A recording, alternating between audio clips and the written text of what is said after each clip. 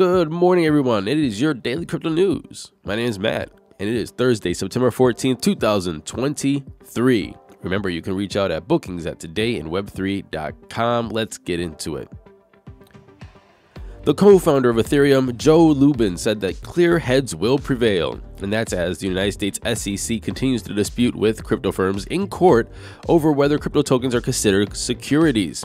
He said, "I anticipate that with previous technologies like the internet, the web, and cryptography, clear heads will prevail. America will see that decentralized protocols, blockchain, cryptocurrency are aligned with the philosophies of the United States, and I think much of the rest of the world will follow suit." Remember, the SEC chair, Gary G, he says the vast majority of crypto tokens are, in fact, securities. And Lubin continued to say that Gensler indicated that he feels that many tokens are securities, although they really need to be demonstrated to be that. He cannot personally make that pronouncement. So Joe Lubin is optimistic that everything will work out for the best for everyone. Even though Joe Lubin thinks that everything will work out, it's not working out for Bybit in the United Kingdom. Bybit is one of the world's largest crypto exchange operators, and they expect to pull out of the UK ahead of new marketing rules that are set to go into effect in the coming weeks. Ben Zhou, the co-founder and CEO of Bybit, he said that we do in fact see regulations becoming more strict. Most likely we'll have to retreat in many countries. I think the UK will have to exit very soon. And we recently exited France.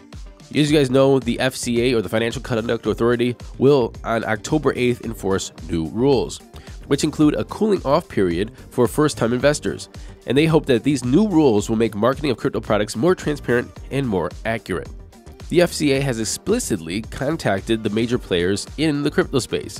We're talking about OKX, Binance, and asked what their plans are to deal with the new law. The Bybit CEO said that the new law is basically, if you use English as a language, they see you as trying to solicit their users. Everyone is in trouble, so everyone is thinking of plans of how to deal with this new law. George Morris is a partner at Simmons & Simmons, and he said these new rules are extremely complicated and they're quite wide-ranging, adding that even having a website that's accessible by UK customers could, from October 8th, be construed as a promotion. It's not just UK firms that are subject to these rules. Everyone with a website that can be accessed in the UK is subject to these requirements. This is a very interesting conversation, and I think it's interesting because they're leaving instead of complying with the regulations. And that means either one of two things. One, their business model isn't made to be regulated, which is a problem. Or two, these regulations are in fact very burdensome on companies, and they're designed to kick crypto companies out. Even this partner from Simmons & Simmons says that these rules are complicated and wide-ranging, and from October 8th, any website that could be accessed by UK customers could be construed as a promotion, which is quite crazy.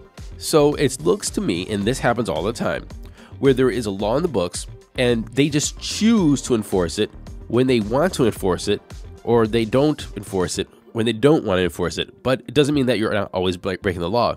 This law kind of reminds me of like a rolling stop at a stop sign, but for the crypto space and websites.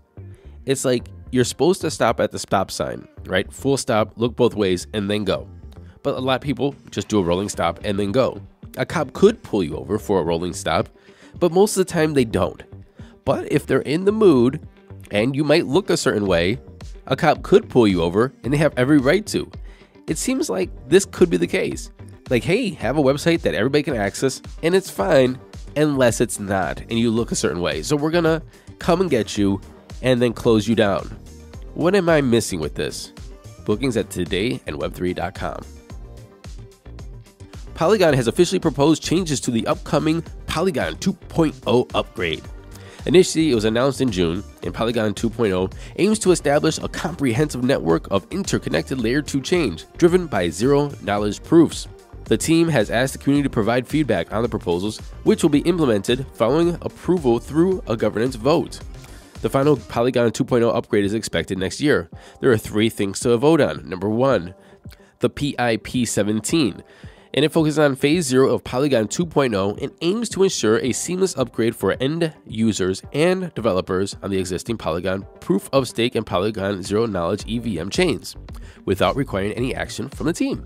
Number 2 is the PIP 18, which suggests introducing the POL token or POL token to replace the Matic token as the native gas and staking asset of the Polygon ecosystem.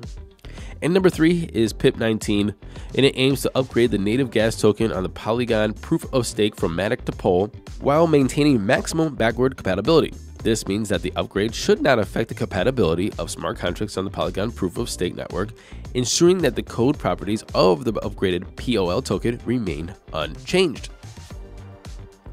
Lawmakers in the EU voted overwhelmingly to support the 8th iteration of the Directive on Administrative Cooperation, or the DCA8, and it's a cryptocurrency tax reporting rule. It is meant to empower tax collectors with the authority to track and assess all cryptocurrency transactions conducted by organizations or individuals within the member states. And finally, FTX gets court approval to sell billions of dollars worth of Solana, Ethereum, and Bitcoin. How much is billions? Well, it's $3.4 billion worth. According to the plan, FTX will cap its selling at around $100 million worth of tokens per week, a limit that could be increased to about 200 million tokens on individual token bases. How much of each token are going to get sold in the next upcoming weeks? Well, about $1.16 billion of Solana, about $560 million in Bitcoin, $192 million in ETH, and around $137 million in Aptos. By selling these assets, they're trying to plug the $7 billion gaping big old hole left by SBF and his merry crew. Now, let's talk about those crypto prices. Here comes the money. Here we go. Money talk. And the time is 11:07 a.m. Eastern Standard Time. We got Fear Greed at 36. Fearful. Bitcoin is sitting at $26,617, up 1.7% in 24 hours. Not even close to $30,000, Mr. Paul McNeil.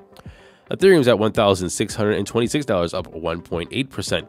Tether's number 3, Binance is at $212, up 0.6%, and USDC is number 5, rounding off the top 10. We have XRP, which is up about 1% at 48.4 cents.